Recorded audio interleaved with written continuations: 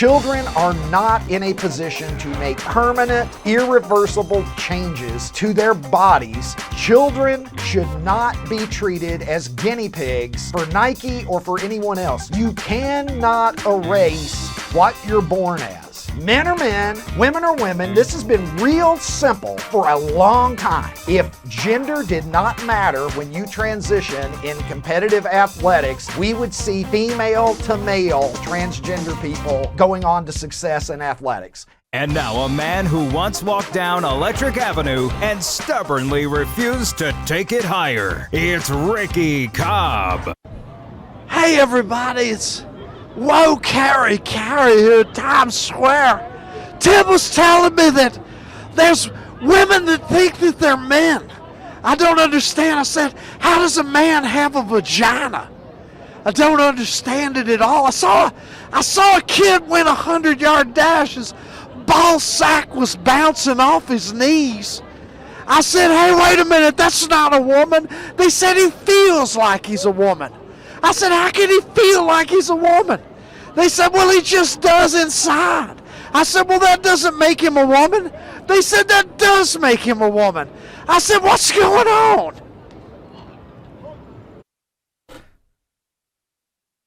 Welcome to the program, my friends. It is a Friday morning in New York City. I'm Ricky Cobb. Let's stick with the theme of protecting women's sports. Charles Barkley sitting down yesterday with OutKick's own Dan Dockich on Don't At Me and getting into the topic of how Sir Charles feels about biological males competing against women.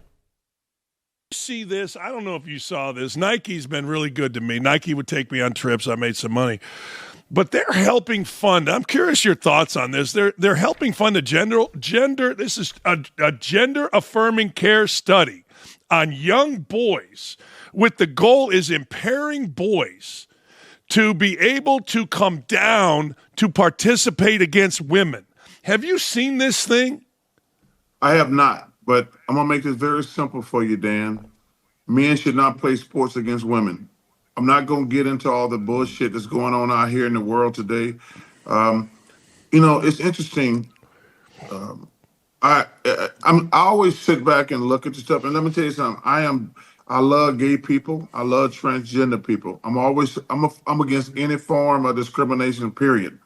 Because you can't say if you are against. I love my gay friends and I love my transgender friends, but I'm not gonna get into all this stuff that's going around. Men should not play sports against women. If anybody think that, I think they're stupid.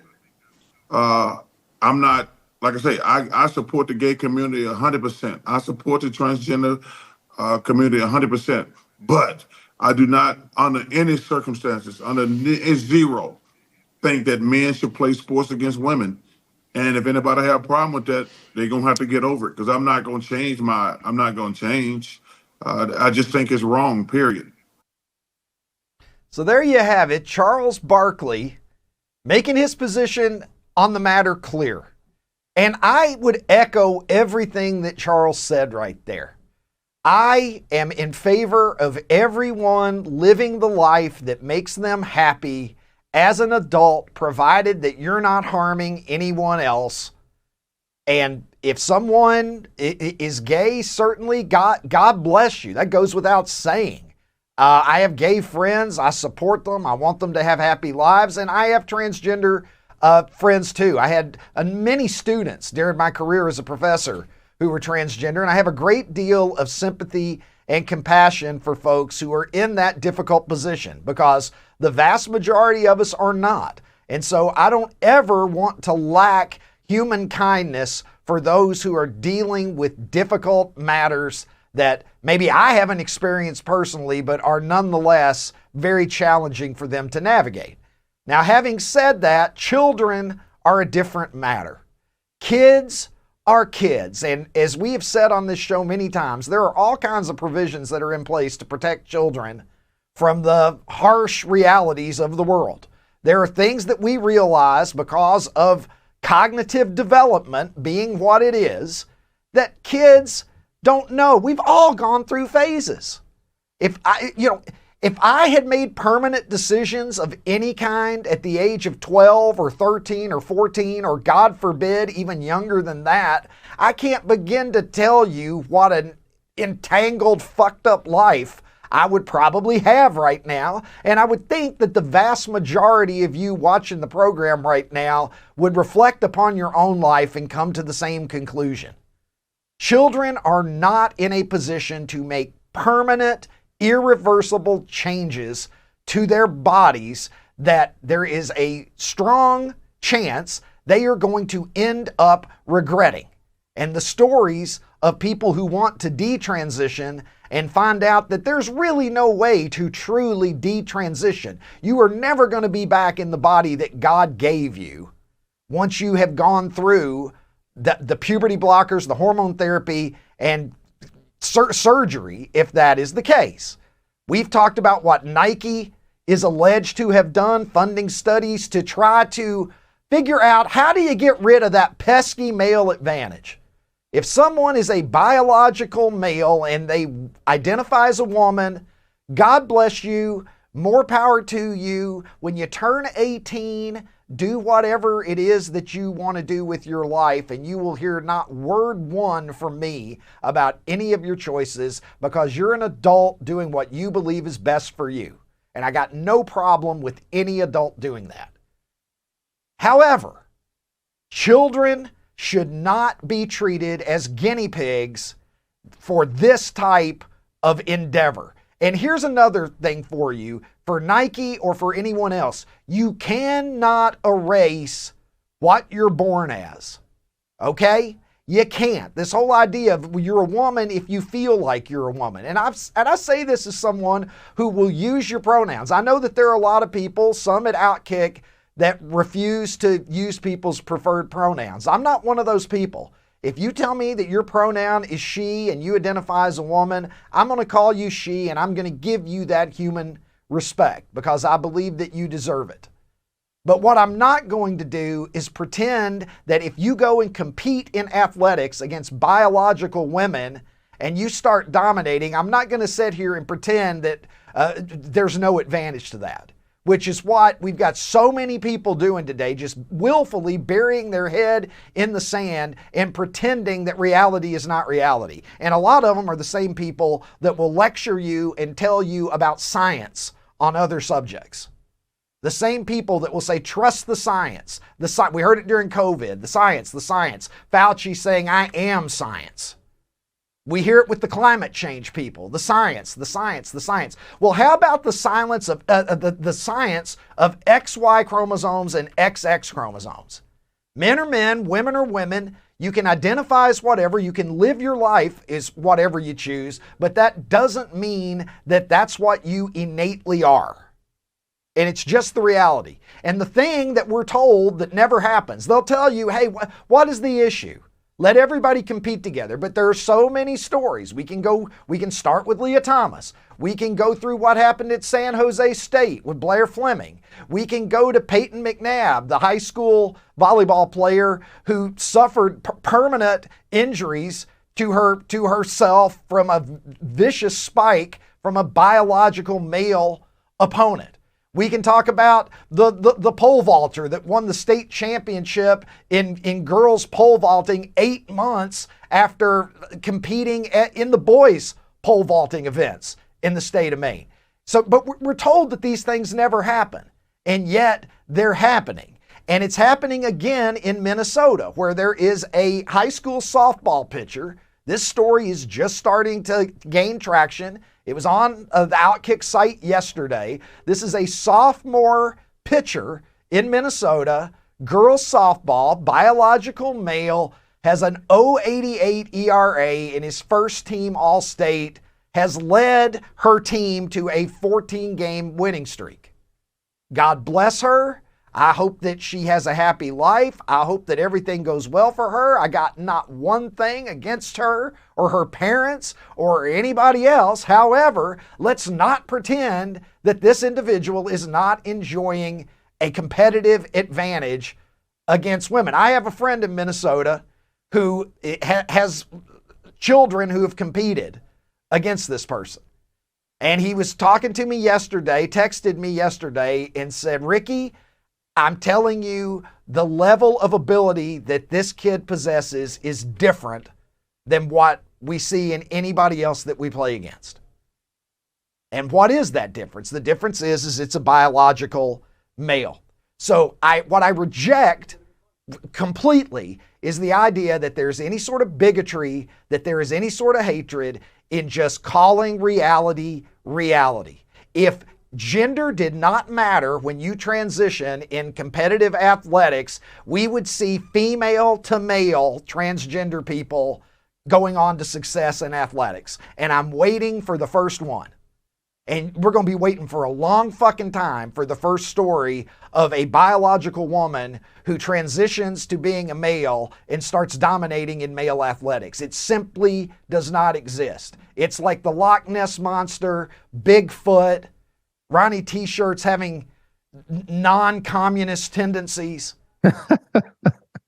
It just simply does not happen. All right? And we got to get out of this phase that we're in society. It's okay for reasonable people to step up and say, what are we fucking talking about here? Men are men, women are women. This has been real simple for a long time. Human beings have been around for about 200,000 years, give or take. And we just now, in modern times, when we're so smart that we can go into space, now we've got AI, driverless cars. We're living in the fucking future. This is the Jetsons. And yet somehow we have become so stupid on the simplest fucking issue that there is. Identifying the basic binary difference between a male and a female. And we gotta stop playing this game. Because there is no discussion to be had. It actually is that simple. I'm a believer in nuance in most issues. That there are layers and things to consider. And I'm one of those people that believes that the truth is usually gray.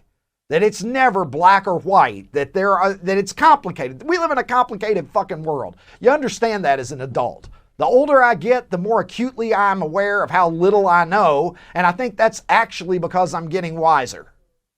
But on this particular issue, it actually is that simple. Men are men, women are women. They shouldn't be competing against each other in athletic competition. It is not fair to girls and women fundamentally. Now, in other news, we got a new pope.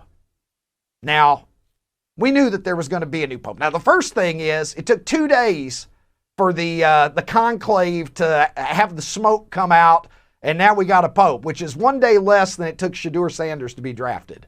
By the way, that's going around. We're getting all kinds of jokes. But here's the thing I didn't see coming.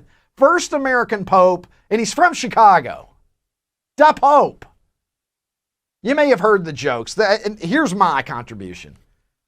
The new Pope being from Chicago means the Vatican is obviously going to be missing the playoffs for at least the next 5 years. I hope that Jerry Reinsdorf isn't involved in this enterprise in any way, shape, or form.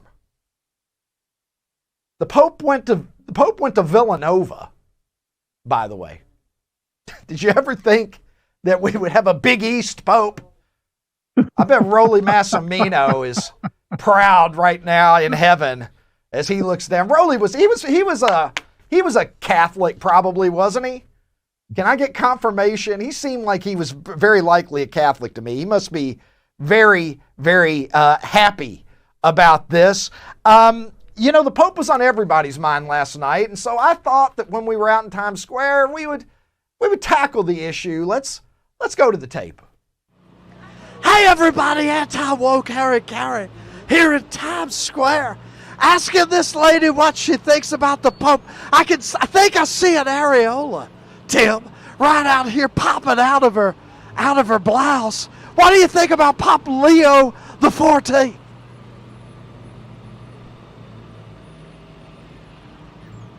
That was disappointing, Tim. Didn't get the answer I wanted. How you doing, sir? Doing all right. What's your favorite team in New York, any sport? Knicks. All right, let me ask you a Knicks trivia question. Which New York Knick is the all-time leader in points scored for the New York Knicks franchise? Points scored. Points scored. Points scored. I can give you a hint if Give you me a want. hint. All-time leading scorer. Give me a hint. played for the Knicks in the 80s and the 90s. Is it Ewing? Absolutely correct. All right, let me ask you another one. What year Give me would... a Yankees trivia question. Okay, you want a Yankees trivia question? I got one for you. All right.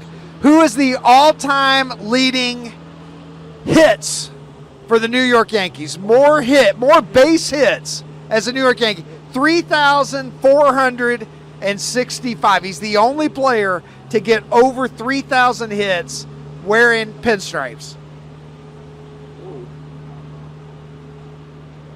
And I can give you a hint if you want one. Jeter. Absolutely correct. All right, you want to try another sport? One more. All right. Jets. Give me a Jets. Jets. trivia. All right. All-time leading touchdown passes in the history of the New York Jets. Quarterback with the most touchdown passes. Joe Namath. It is, in fact, Joe Namath. You got the hot hand, son. You want to... One of these days, I'm going to learn how to handle a microphone when I'm out there. Tim, let's bring in producer Tim now, who was riding shotgun with me, capturing all of that footage last night in the late evening hours in Times Square. Tim, one day I'm going to figure out how to hold a microphone. I'm always either eating the microphone or I'm holding the microphone a mile from my face. There's no in between. Good Lord, Ricky. The Edward R. Murrow Award goes to name another show that you're going to pivot from interviewing a statue about the Pope to getting a kid to give you his Knicks trivia questions. Excellent job. Not the job. First time I approached a female while intoxicated and didn't get a response. I'll tell you that, Tim. Deft touch. Listen, at least you're not putting two hands on the microphone anymore like you were doing for a while there. So good progress. Excellent job. Lots of fun. Yeah. Amazing to see the response you got. It wasn't all yucks, as you know.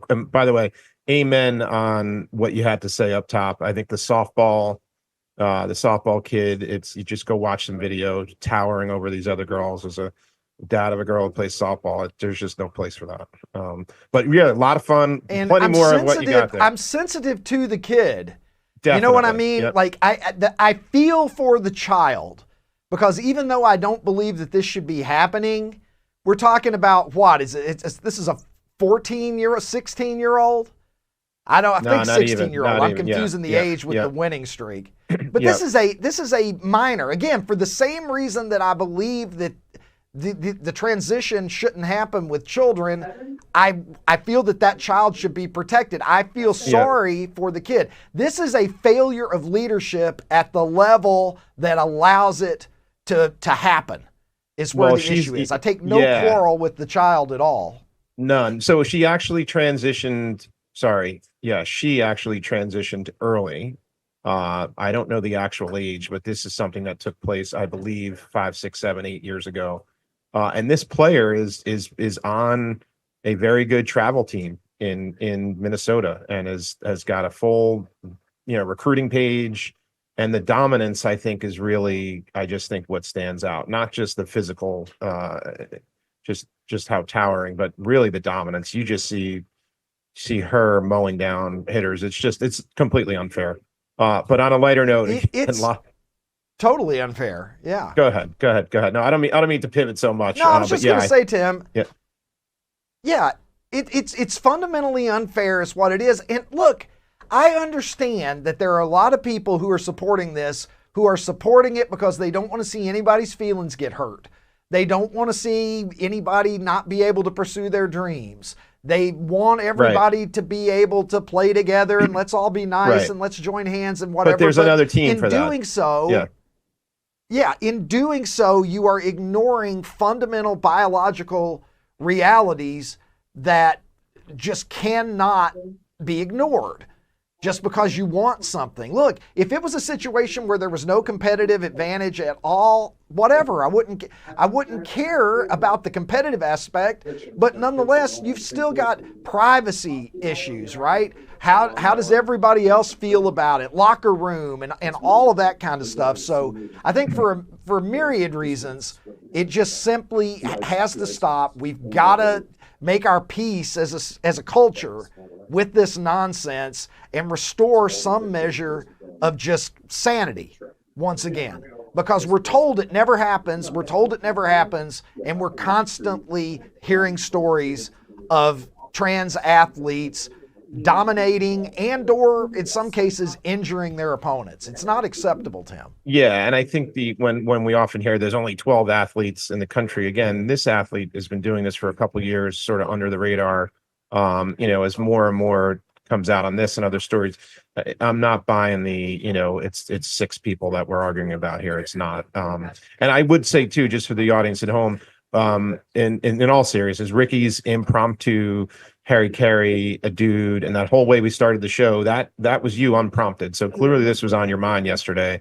I never once teed you. I've teed you up on a lot of things, but I did not tee you up on that. So I think the fact that you shot from the hip anti-Harry Caray, I think really does speak to there's a lot of ways to talk about it. We can have a little fun with it. I think there is a lot of seriousness behind it. As you alluded to, one young lady who was at the State of the Union, we've had her on shows, kids getting hurt. So let's just have the conversation and let's realize where sanity prevails. Yeah, I mean, the thing with the anti-woke Harry Caray, the whole concept is Harry Caray, he died in 98. And I'm trying to imagine bringing Harry Caray back from the culture that he lived in, which I know the 90s, they're getting back in the rearview mirror a bit, Tim, but it's not that long ago. No. If you brought somebody in from the 1990s and told them the issues that we were grappling with in 2025, they would absolutely, even if it was young you, young me, we would say, hey, wait a minute, we're arguing over who are men and who are women? What the fuck are you talking about? Right. What are you talking about? We get so wrapped up in whatever the culture war is that sometimes you need to step back from like an aerial view and really think, what are we arguing about? We're arguing about something that is absolutely as simple gets. And we as a culture have made it complicated. But we need to remember, it's not really. Well said. I'll give you an amen. All right, let's talk about something else that I don't know if this is complicated or not, but it wouldn't be the Ricky Cobb show recently if we didn't talk about Shedeur Sanders, or in this case, Robert Griffin III talking about Shedeur Sanders. He says that, well, the latest problem to befall poor Shedeur is the Cleveland Browns are setting him up to fail. Let's listen to RG3.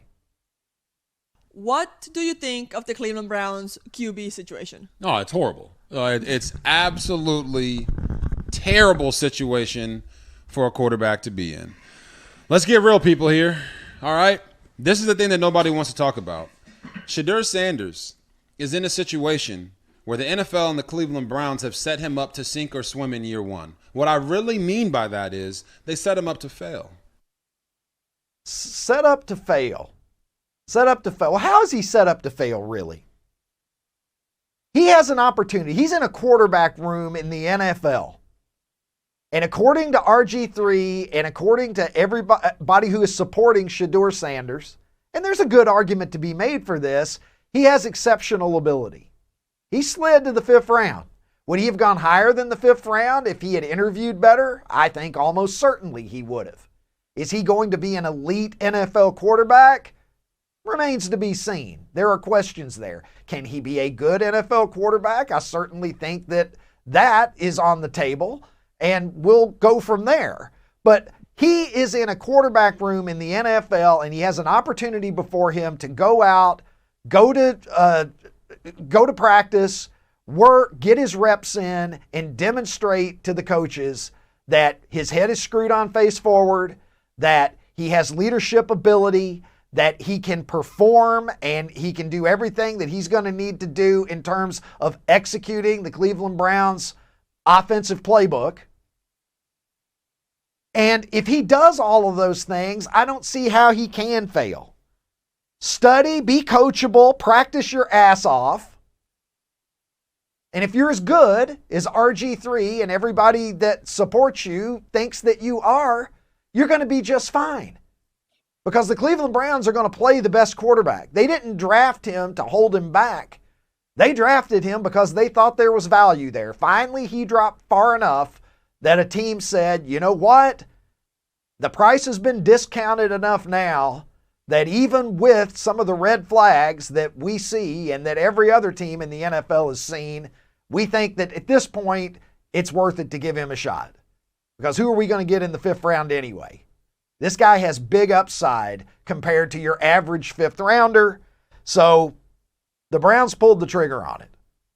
But the narrative here is already that if he fails, it's the Browns' fault, not Shedeur's fault. It wasn't Shedeur's fault that he slid, and it won't be his fault that he fails, if he fails, according to the way that RG3 and others who are boosting him see things. Let me go now to the international streaming star who joins me from Nashville, Tennessee, is, of course, Ronnie T-Shirts.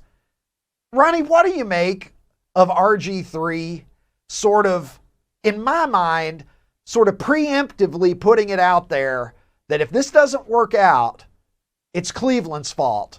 It's not Shedeur's. Yep, laying the groundwork for his failure. Listen, Ricky, I'm sorry. Pro sports is a meritocracy, the ultimate meritocracy. The only thing that professional sports franchises care about is winning. And even with the baggage that Shedeur comes with, if he was an exceptional talent and teams thought that they could win with him, he would have been drafted way before the 5th round by somebody. So he was drafted appropriately when you factor in his football talent and what they deem to be off the field issues and how he conducts himself and those type of things. But yes, RG3 and the other apologists are they're trying to, like you said, they're going to shift the blame. Said, well, had he been in a better situation, then he would have succeeded. And I call bullshit on that, because if he really was good, he would have been drafted in the 1st round. You look at Cleveland. Look, I mean, it is where quarterbacks go to die. And you've seen it, and I've seen it, Ron. You know, the viral photo that's out there of the guy who has 25 quarterbacks or more than that on the back of the jersey. I mean, we can go through Manziel, Tim Couch. The list goes on. Obviously, the Deshaun Watson situation. Those are 3 of many. But he is in a situation where if he takes care of business, I believe this is true for every player in the NFL. Yeah, if he's the best, he's going to be. Not every situation is equally ideal. All right, some situations are less ideal than others. Is that Cleveland quarterback situation a little bit muddled? Yes, it is, but that's not uncommon in the NFL. Is RG3 thinking that he's just going to go into some perfect situation where he's going to be anointed as the starter? That's not reality for the large majority of quarterbacks who come into the league. So don't set it up and say that it's the Cleveland Browns' fault, especially here in the first week of May, when we haven't even gotten underway with practice or anything else yet. He's got a crystal ball there, and I don't think that it's working correctly, Ron. Joe and Jill Biden appearing on The View, God. I'll give them some credit here, because they actually asked Joe Biden a real question. They didn't just lob him one in there like he was a toddler holding a plastic bat. Let's go to The View and Joe Biden defending himself against the allegations that his cognitive decline in his final year of the presidency was so profound that even those around him were commenting on it and noticing it. Mr. President, since you left office, there have been a number of books that have come out, deeply sourced from Democratic sources, that claim in your final year there was a dramatic decline in your cognitive abilities. In the final year of your presidency, what is your response to these allegations, or are these sources wrong? They are wrong. There's nothing to sustain that. Number one. Number two, think of what we're left with. We're left with a circumstance where we had an insurrection when I started. Not since the Civil War. We had a circumstance where we were in a position that the pandemic, because of the incompetence of the last outfit, end up over 1 million people dying, 1 million people dying. And we're also in a situation where we found ourselves unable to deal with a lot of these basic issues. He's wandering, Ron. He's starting to lose the train of thought. In interest of time. And so we went to work, and we got it done. And, one of the things that Jill's going to have to step one in. of the things I think is that the people who wrote those books were not in the White House with us. The people who wrote those books were not in the White House with you, but they talked to people who were. And if Jake Tapper, of all people, is co-authoring the book that is going to detail all of this stuff that the people behind the scenes were seeing, observing, and were concerned about with Joe Biden, if Jake Tapper, who went on the air repeatedly day after day after day and pretended that Joe Biden was competent and at himself, give me a break.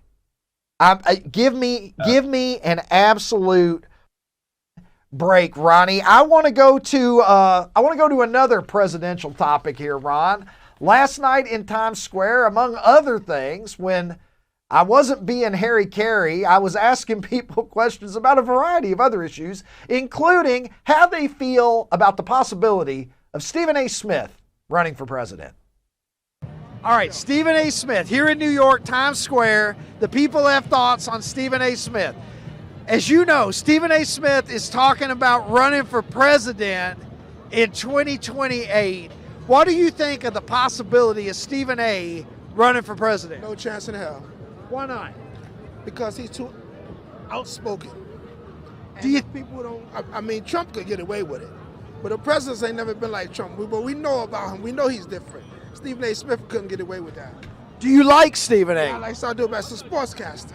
But you think stay in your lane, Stephen A. Man. You're not in this. No, he think because Trump went through all the things he could do, everybody think they can do it now. No.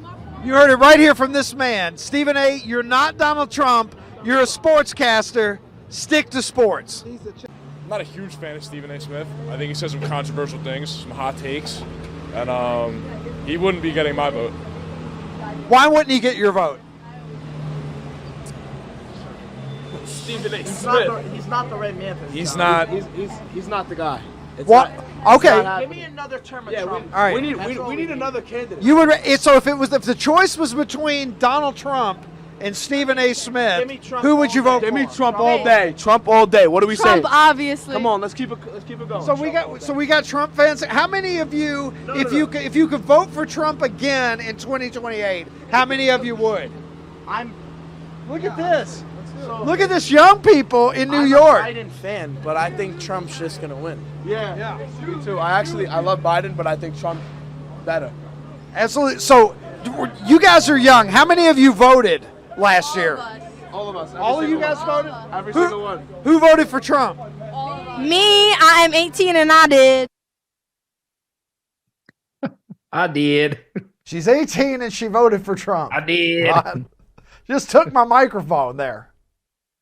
The end. She was not going to mess up her opportunity to be on the air. So good for them. But they were that was a pretty pro-Trump contingent of young people there that we bumped into last night. I think we're starting to see a little bit of a shift among the young in terms of how they view things in our society. And I think that there is at least some movement towards conservatism in the young folks. And I think that you can attribute it to how far to the left the Democratic Party has gone. Ricky, what I think is happening is I think that we're kind of all born with an innate sense of common sense, and there's some biological things that are kind of just ingrained in us that we can't suppress them. And so these kids have spent probably the last 4 or 5 years having common sense and biology just trampled down in terms of how they've been indoctrinated in school and in the media and things like that. And they're kind of having this awakening where common sense, it's just pushing out and then their biology is pushing out, and they understand that all those things that had just been forced down their throats for so long, they're coming to this awakening of like, oh, this isn't true. Like, this is how things are supposed to be. Common sense, biology. It looks like it, and that's just going against the progressive left. And I think they're figuring it out. Let's join anti-woke Harry Caray doing a little souvenir shopping in Times Square. I'm looking for Harry. I can't find it. They're telling me that Harry's not a popular name in 2025. I knew 7 Harrys when I was in school. Hey, everybody. It's anti-woke Harry Caray coming to you from the heart of Times Square. I'm seeing all kinds of butt crack and everything. Is this what goes on in 2025? I don't know who it is. She looks like a Karen that wants to talk to the managers. It looks like she's unhappy with the service that she's received. I'm looking up. It looks like her pants are a little tight, like she just got back from Pilates. Have a look at that, Tim. That's what Sir Mix-a-Lot used to call an Oakland booty back in the day. Okay, guys, a lot of fun tonight in Times Square. For more of this kind of content, go to OutKick.com/newsletter for the Ricky Cobb Rewind. It'll be in your inbox twice a month, every 2 weeks. You don't want to miss it. Hey, OutKick fans on YouTube, if you enjoyed this episode, hit the subscribe button and make your way over to OutKick.com where you can watch the full episode.